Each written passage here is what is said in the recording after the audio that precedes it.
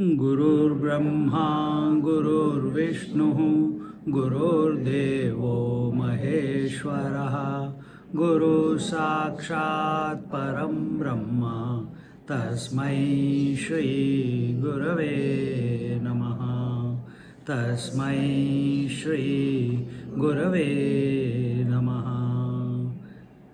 सर्वमंगलमांगल्ये शिवे सर्वार्थसाधिके शरण्ये त्र्यंबके गौरी नारायणि नमोस्तुते नारायणि नमोस्तुते नारायणि नमोस्तुते.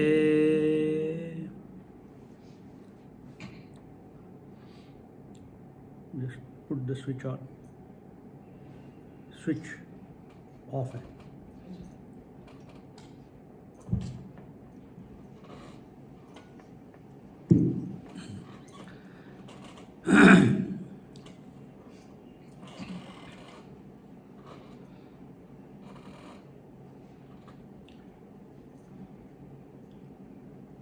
The journey to the truth involves withdrawal. Life is a continuous flux of involvement and withdrawal, whether you like it or you don't like it. Yesterday we talked about it in the beginning, in one of the classes. The mind sometimes is involved in the world, is sometimes withdrawn from the world. But when we begin to withdraw to come to be the self, out of ignorance we start imagining obstacles. We start imagining. Normally there is no obstacle. When you go to sleep, there is no obstacle every night. Maximum what will happen? You will take a pill and go to sleep. Or you will call someone to share the room and then go to sleep. Then no fear. So our problem is, or our challenge is, to learn to remain empty, to remain in silence. That is our challenge. This is just a physical silence we are not able to handle. Just think about it. Even if it was for one moment also. How we are going to handle a long stretch of silence in the mind where we have got nothing to associate with. How we are going to do that? It requires preparation. And without that preparation, you are going to commit suicide otherwise. In a real sense, you will lose the plot of life. And there are many roaming around like that. So what is the way? A simple one. Rather than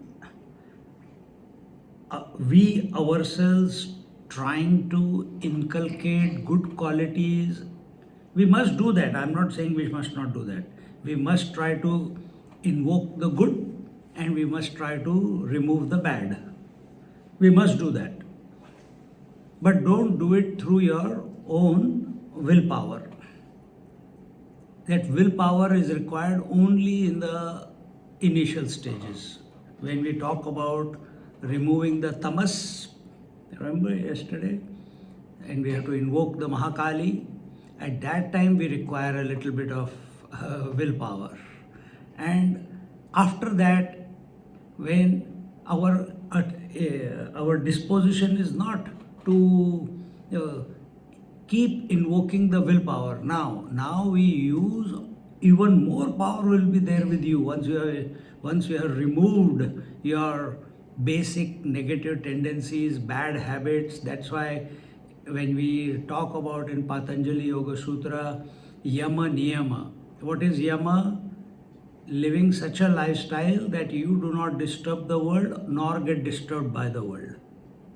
And how do you disturb the world? By thought, word and deed. So when you stop disturbing the world, you will stop getting disturbed by anyone's deed, anyone's word, anyone's thought. You will be insult-proof, immune. When this happens in your life, automatically the next stage, niyam comes. Niyam is, you understand, discipline. So automatically you start living slowly. It's not automatically in one moment. It can start that way also, but you start living a disciplined life that you don't want to again fall into the trap of the world. You're already not getting disturbed by the world, not disturbing the world. Now what's the next frontier? The next frontier is you yourself, your body, your breath, your mind, your convictions. So you start calming them down. And to calm them down, you need discipline. It is not in one go I'm going to do it. It's not going to happen. In general, there are some people for whom it may happen, but in general, you live a disciplined life, live a life of brahmacharya, live a life of constancy, do your puja every day, do your parayana every day, chant Durga Saptashati or Bhagavad Gita every day, spend 15-20 minutes, half an hour in contemplation every day, spend 10 minutes in meditation every day. So morning 1 hour we must keep for ourselves, and then jump into the day with that foundation. You will not be disturbed because you already worked on the yama. Don't disturb the world and don't get disturbed by the world. More than the world disturbing us, who disturb us? We disturb ourselves, because our mind is speaking to itself all the time. Very few in retreat you are speaking to each other more often. Because yesterday I saw a chicken farm was going on. But when we go to sleep, when we are in dream, when there is no one around, when we are disinterested with anything in life, our mind starts talking to itself. And it's very, very detrimental if it is not trained, if it is not disciplined. That is when all those Rakshasas come up.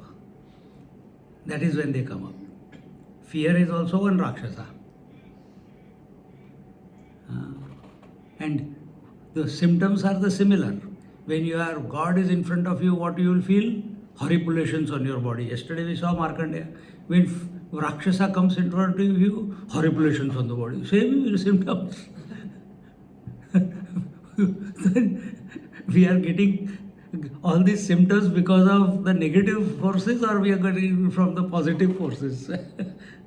We must be able to discern that, no? So discipline is very important. And we saw Nitya Nirantar, continuous and with regularity. And once you fall into this pattern where, just like, I hope everyone has taken shower. So it goes without saying. Nobody has to tell you brush your teeth. Nobody has to tell you wear fresh clothes. Nobody has to tell you take a shower. Nobody has to tell you take a cup of tea. You have created a discipline for yourself that cut in 1 hour I'll finish. All this is done and dusted. Same way, that discipline is required not only at the body level. This was body cleansing, brushing and bathing. What about mental cleansing? What about breath cleansing? What about intellectual cleansing? For that, regular satsang, regular interaction with the scriptures is required. So one of the ways, when our mind has become calm, it's not getting disturbed by the world, the mind is not getting disturbed by itself. After that, what? Then, when you attend a satsang, then the meaning of the words of the satsang start taking root in your mind, because there is no kachara, there is no garbage there to take away the energy. Yeah. So your mind is empty, your mind is disciplined. When you put it on something, immediately it grasps the subtle meaning behind those words and atmasat kar leta hai, means it applies it on itself.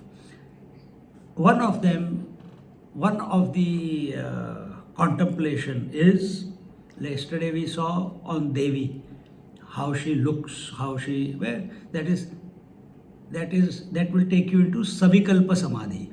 Savikalpa samadhi is quietening of the mind with a thought. When you go to sleep, it is with a thought. I want to sleep. Here, we are not going to sleep, we are remaining awake, but our mind is becoming calm with a thought, and the thought is that of the Devi. Understand?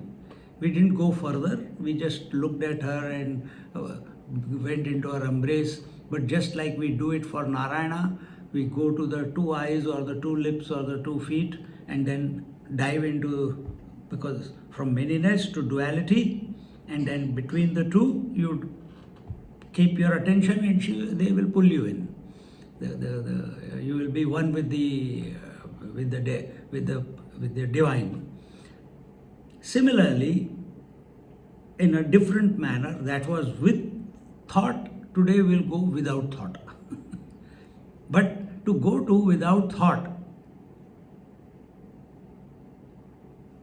we will begin with thought. Goal is same. There Savikalpa Samadhi, we stopped yesterday at the Devi. We didn't go beyond that. Today we go beyond.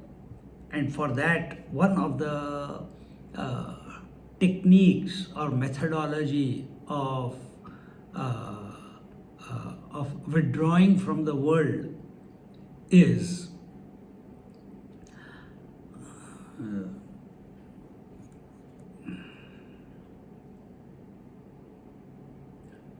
sit comfortably,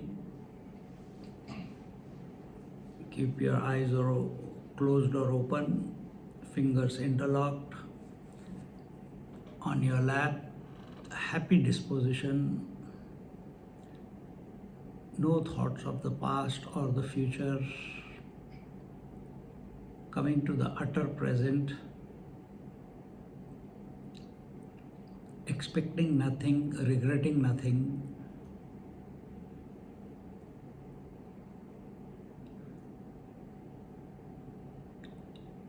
And with this disposition,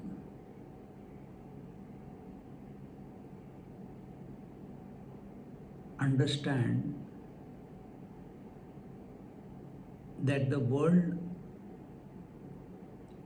of stimuli, the creation, is made out of the 5 elements: space, air, fire, water, earth. And that creation includes your body, breath, mind, intellect.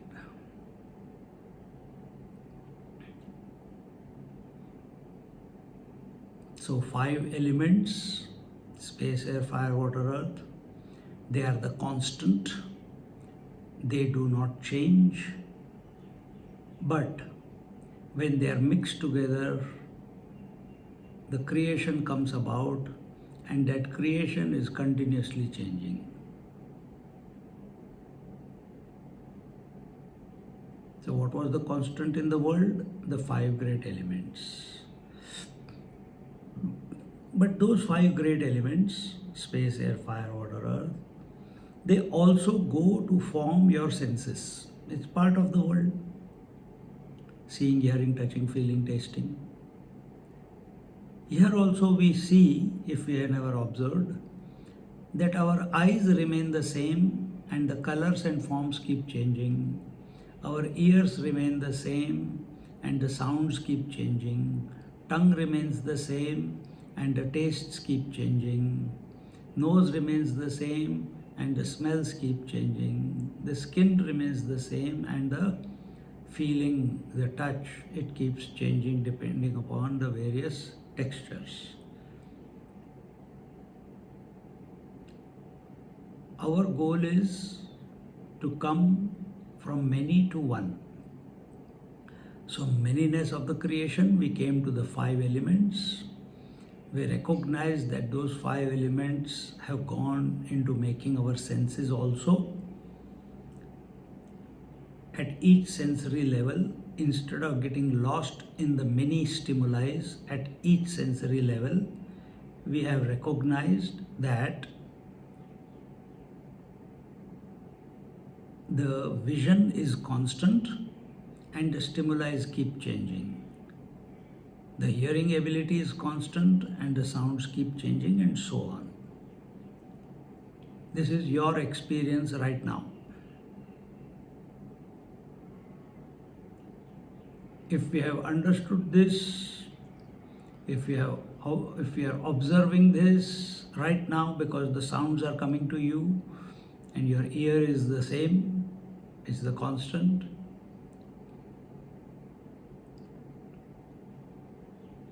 then you can understand.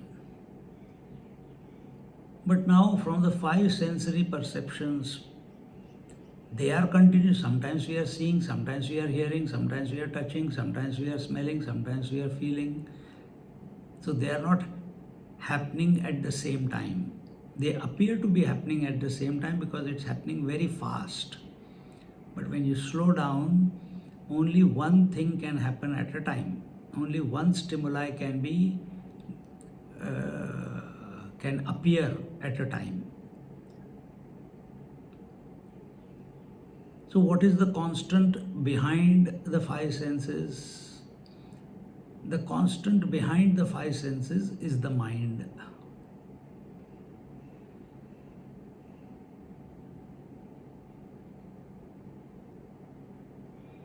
So when we understood it is a changing world and our senses are the constant, we dropped the world, we focus on the senses.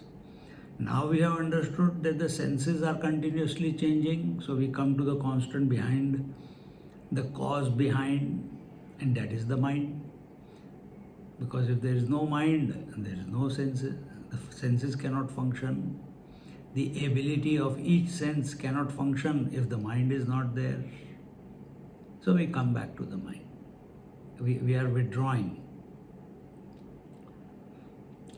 Mind continuously has thoughts, one after the other, one after the other, one after the other.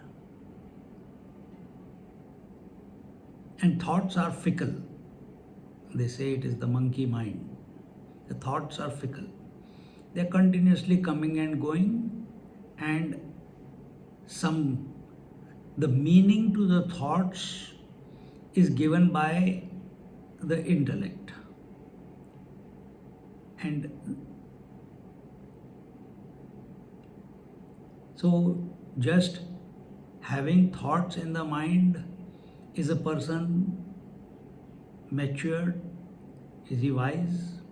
Is he intelligent just because he is having thoughts?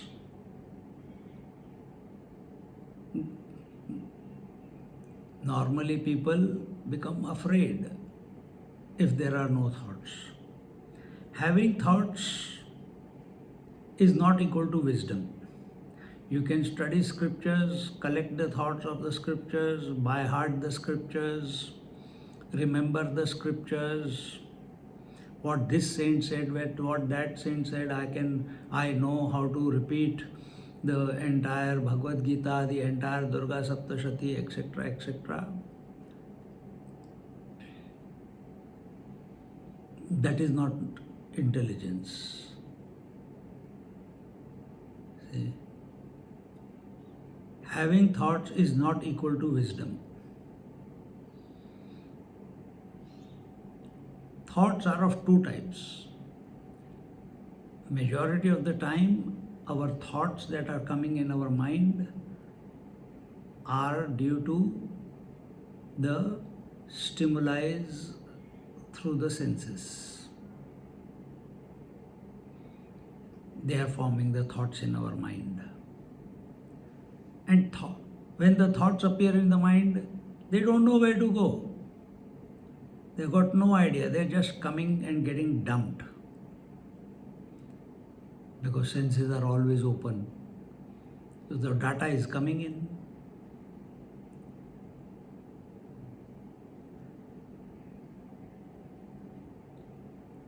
Our point here is not to analyze the thoughts, but I'll tell you one point, and that is,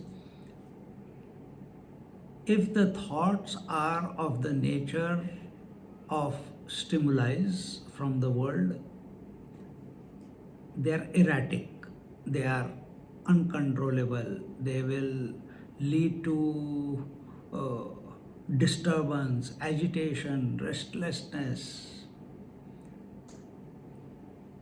overindulgence, overthinking about the world will lead to all this.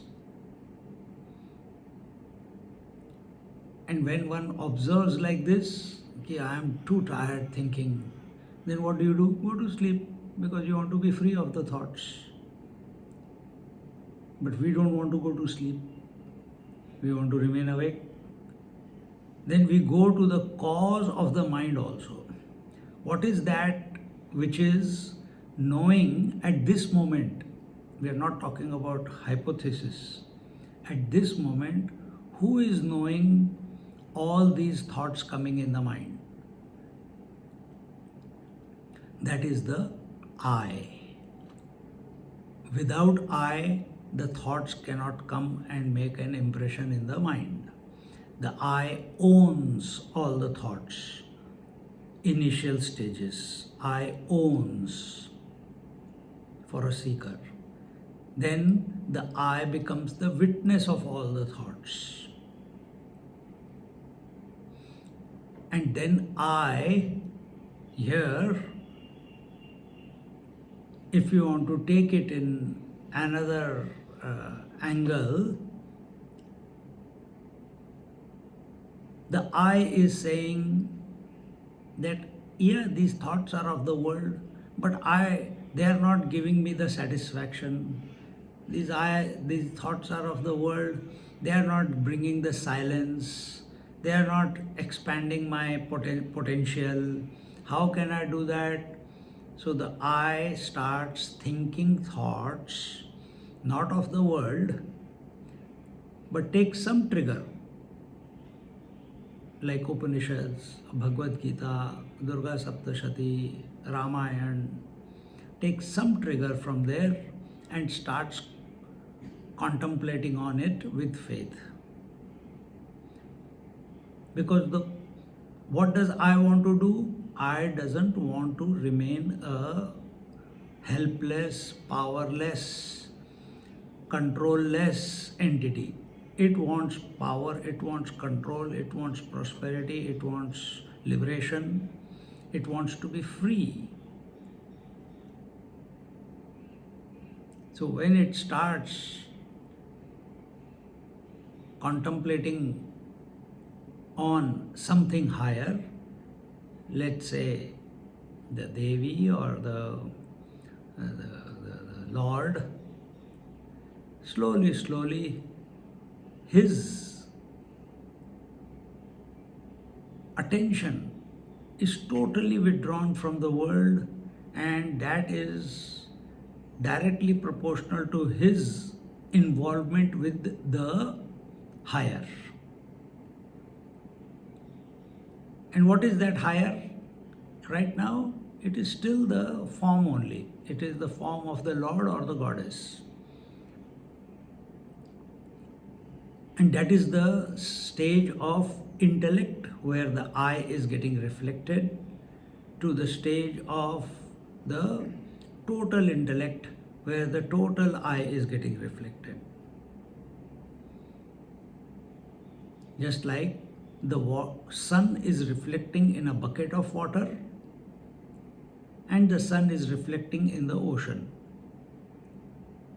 Sun is reflecting in a wave as a spark of light, and when the waves have calmed down, there itself the sun, instead of a spark, is seen as an orb.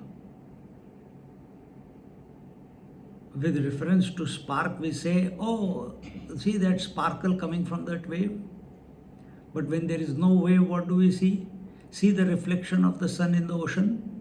The word wave has gone out of our vocabulary. So we have moved from individuality to totality. Same thing happens within us also. No thought can appear without the spark of consciousness.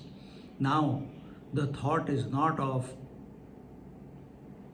individual senses or individual mind. The thought is that of the total mind.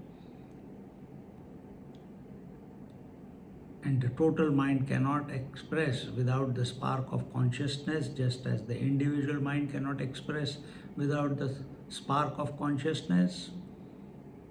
So we come to that point, to the total mind, to the total intellect.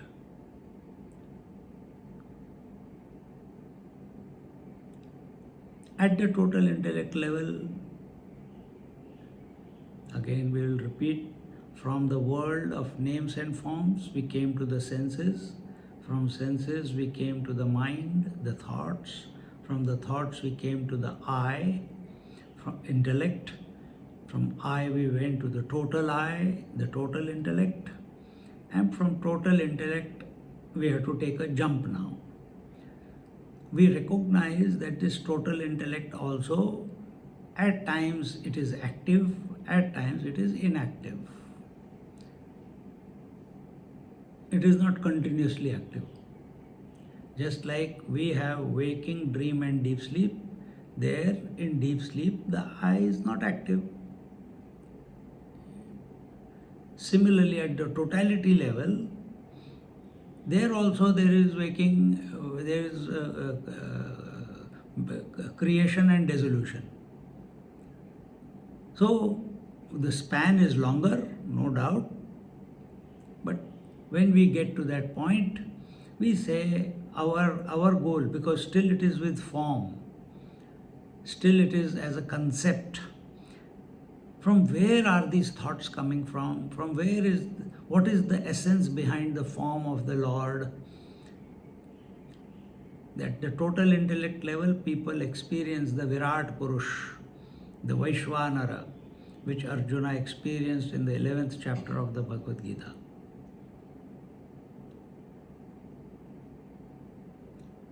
But what next? Where has all this come from? By the time we reach the total intellect, there is nothing to do. You are just watching the creation happening and the dissolution happening. There is no willful creation happening, but the creation is spontaneously getting created, spontaneously going back into to its source. This, the total I is able to perceive, and he wants to know what next. Where does it go back to? He is still looking objectively. Where does it go back to? Remember, we are not talking about Brahmaji, we are talking about ourselves.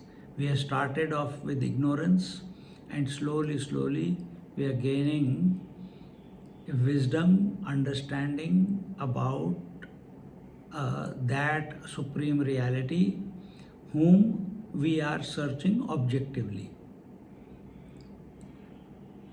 So when we see that, this whole creation at the total intellect level is just a mere throb, it's coming and going, nothing, no reason for me to get involved in it. But my goal is not to establish the creation. My goal is to come to the source. That's why I began on this journey. What is the source? And he tries to remain alert and vigilant as to when the mind collapses, when the total intellect collapses. Because remember what is happening? The total I is witnessing the phenomena of creation. The total I is witnessing, means it is not involved. Individual is involved in the creation. He weaned himself away from the creation and is on the journey to self-actualization.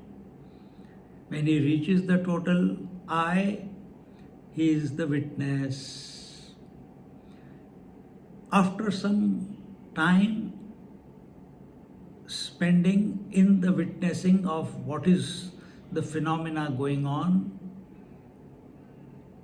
the intellect becomes disinterested in the phenomena. It's the same thing again and again.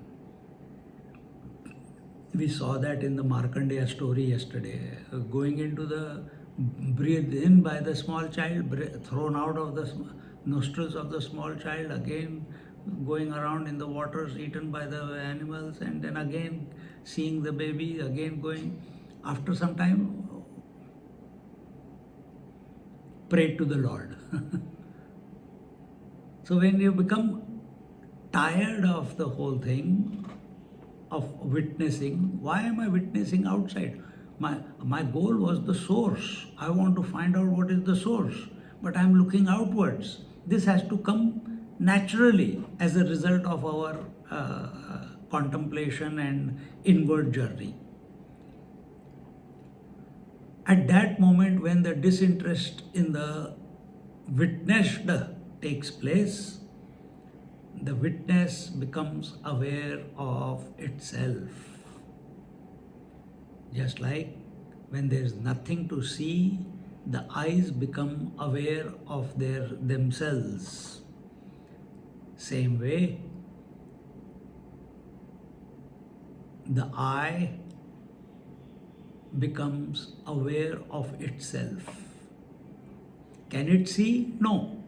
Can the eyes see themselves? No. But what is the knowledge? The eyes are, the vision is. Exactly the same way. It's an unspoken realization when the involvement, even as a witness towards the world, drops away, and an inquisitiveness, a curiosity, an urge to go back to the source. And who is the source? The source is the I, because without I, you cannot have the world. But he is not able to suss out the I. So he calls out to the Lord. He calls out to the goddess. And there he sees, in this interim, he sees the Ishwar and Prakriti, the Lord and his consort, the Purusha and Prakriti, the Shiva and Shakti. They are the cause of the entire creation. He's still looking objectively, and when his interest in witnessing wanes away, he comes to the total absence. Because what was the world? The world was manifestation and unmanifestation. That is the flux, that is the throb, involvement and withdrawal. Manifestation, unmanifestation. This is a phenomena. Then what to do what to do with this phenomena? Discard it, don't get caught up in it. So that unmanifestation was with reference to manifestation. They are both coexisting. Where there is manifestation, there will be unmanifestation. Where there is unmanifestation, there will be manifestation.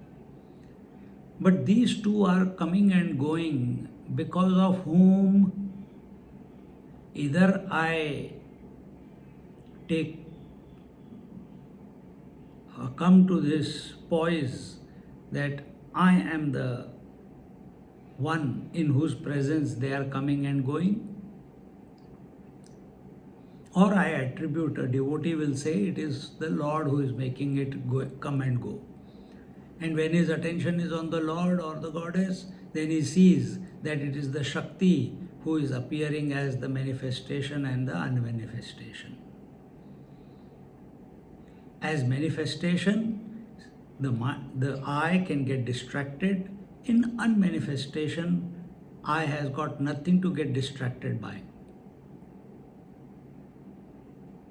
And that is the Mahamaya, the total absence. Total absence is not the sleep. Total absence is the potentiality of that divine Lord, which then appears as manifestation and unmanifestation. Why she does it? Because it's her nature. Then the next question might come in the seeker's mind that Mother has come, the unmanifestation has happened. Who is seeing the unmanifestation? Who is the source? Who is the consort of this Shakti? Then either we go towards the Ishvara or we come to the self that I am. Because what is present in the total absence? Only the conscious spark is available. That is the total, infinite, unending spark, which does not come and go with the coming and going of the Prakriti, which does not come and go with the coming and going of the thought.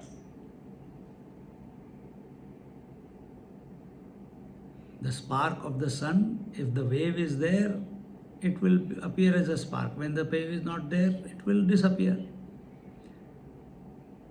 The reflection of the sun will appear in the waters if they are there. If they are not there, you can't see it. But here what is taking place? The mind, the waters of our mind have become completely wave free, and the reflection of the sun is clear and complete.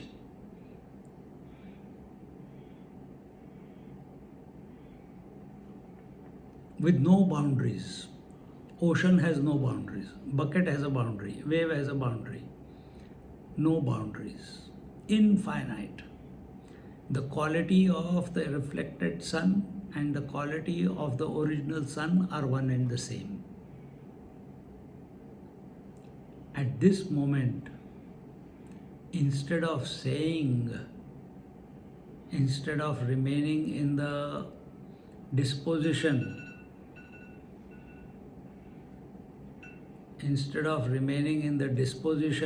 that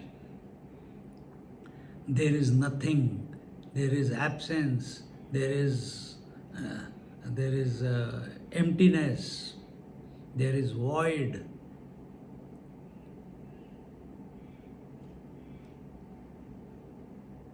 because nothing like that exists, then what does exist?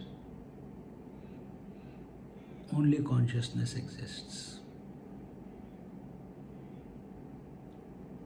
And the witness, the total I, reverts back to its original. There is no doubt about that, because there are no distractions. There is nothing in the mind, there is nothing in the mind to to hook the consciousness to itself. And where there is nothing for the consciousness to illuminate, both ways I'm saying, there's nothing to hook the consciousness and there's nothing for consciousness to illuminate. Then consciousness is complete. This is our journey.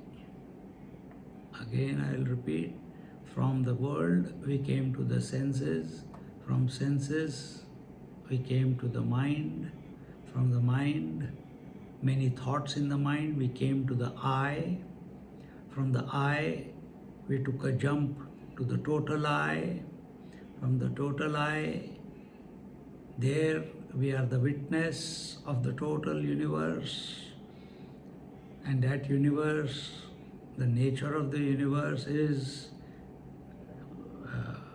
involvement and withdrawal, just as in the individual universe, span is longer. The disinterestedness comes about because there is no involvement in the world. Then what is the source? And the source is the potentiality, the base potentiality. When there is no interest in the world, then the thoughts of the world will not come and disturb you. And the world is continuously going through this flux of manifestation and unmanifestation. And the seeker is not interested in manifestation, nor he is interested in unmanifestation. He is interested in being the, coming to know the truth, coming to know the infinite. For that, he has to transcend the manifestation and unmanifestation. All the steps that we told were of transcendence. We are growing from the low, going from the lower to the higher.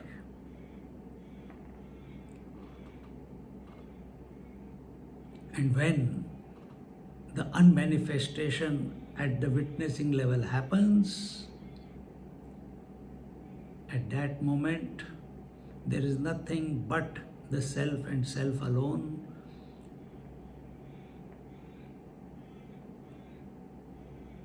And that is you.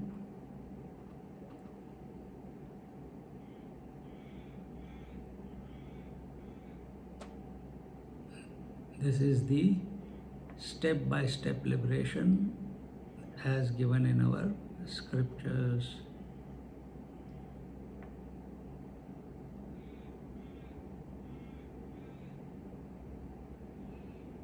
Contemplate on these steps of withdrawal from objectivity to subjective abidance.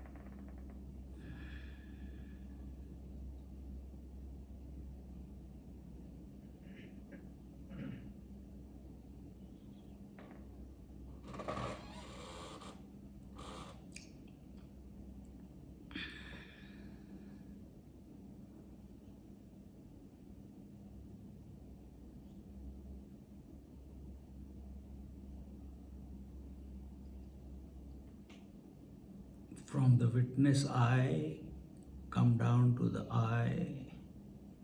From the I, come down to the thoughts. From thoughts, come down to the senses. From the senses and the mind, be aware of the shape of your body and the sounds outside, the texture of your cloth on your skin, where you are sitting, the position, etc., etc. Taking a deep breath in and slowly relaxing and breathing out. Be aware of your toes, move them, move your fingers, move your neck, left, right, up, down, move your shoulders, offering the experience to the Lord.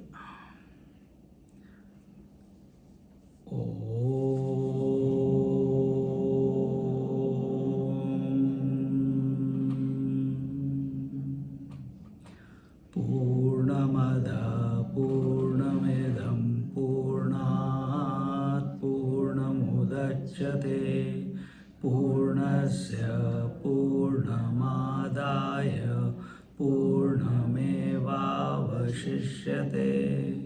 Om Shanti Shanti Shanti. Hari Om.